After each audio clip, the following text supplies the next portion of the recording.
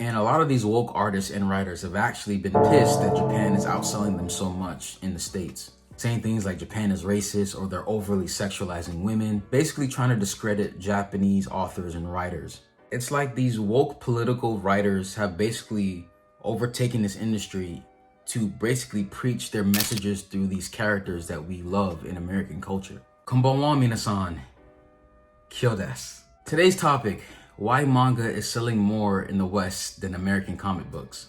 Anime and manga has become a worldwide phenomenon in recent years than ever before in history. Manga and anime have reached mainstream attention that's never been seen before, ever.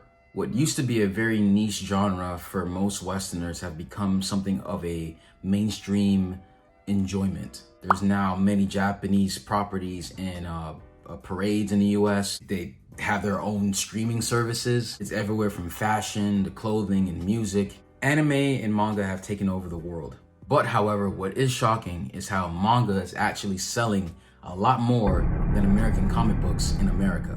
And today I want to kind of give my reasoning on why I believe that is. First reason is actually a very interesting one. It's the difficulty of getting into American comic books. The most popular genre of American comic books is actually the superhero genre, which has been in print since the 1930s.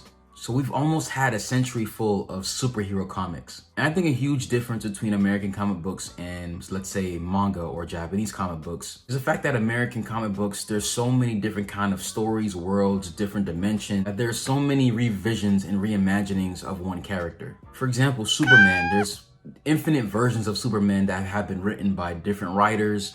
There's different universes, different versions of a character, different races, and different runs of the character as well. Because Superman in the 1930s is definitely different from Superman from the 1990s and different from Superman in the 2010s. Plus, there's a lot of canon stories and non-canon stories. So with that being said, for a person who really wants to get into comic books, it's a really hard medium to get into because you just don't know where to start. And it's not like manga in which there's one specific author for one series and that series is cohesive in one manga. For example, if I want to read One Piece, all I have to do is read One Piece. There's no other version of One Piece.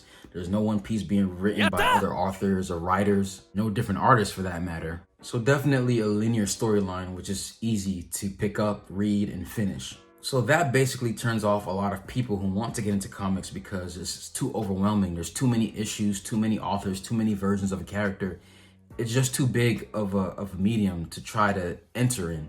So the learning curve, or should I say the entering curve, is pretty steep. Second reason why I believe manga is selling more than American comic books in America is because of wokeness and political correctness. I've talked about this before on my channel, but politics and woke culture has infiltrated the American comic book industry. Most comic books that are being released are nothing more than political messages, political themes, the tokenization of characters, meaning turning characters that are originally a certain way to another certain way to appeal to a certain demographic, which is a topic I talked about in this Spy Family video right here, link in the description. But American comic books are more about trying to preach to people about a political message than trying to tell a very entertaining story. And most of the storylines are just pure garbage. It's like these woke political writers have basically overtaken this industry to basically preach their messages through these characters that we love in American culture.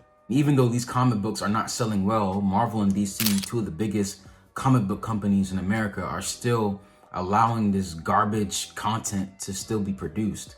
So it's like they rather preach this political correctness and lose money than to just allow people to create the stories that they want and just tell entertaining stories and make a profit.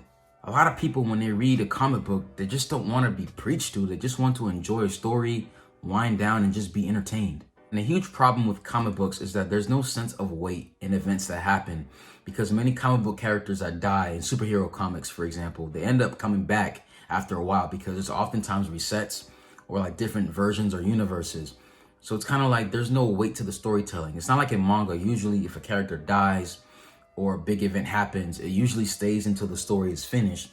But because there's so many versions and types of characters in comic books, one major change can be fixed later on. For example, there was an issue in which Superman died. It was so shocking that many news outlets covered it actually, that the American icon Superman passed away.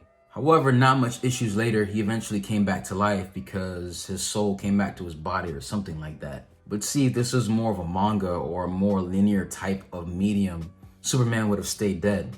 So you guys can kind of see that there's no really any weight to the storytelling when it comes to American superhero comic books.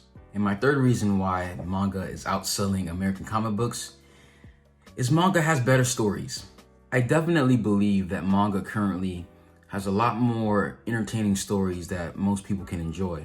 In American comic books, you mostly see a lot of the recycled same storylines and events that have happened in the past. And that's oftentimes because most of the comic book companies, for example, Marvel and DC, have a whole universe with both companies. So a lot of the IPs in those companies interact with each other. And a lot of times you have the same events that happen. This group fights this group, this person dies, there's a big apocalypse or a world-shattering event, multiverse is in danger. A lot of these storylines are recycled a lot of times in Marvel and DC comics. While let's say manga, most of the time stories are set in their own universe.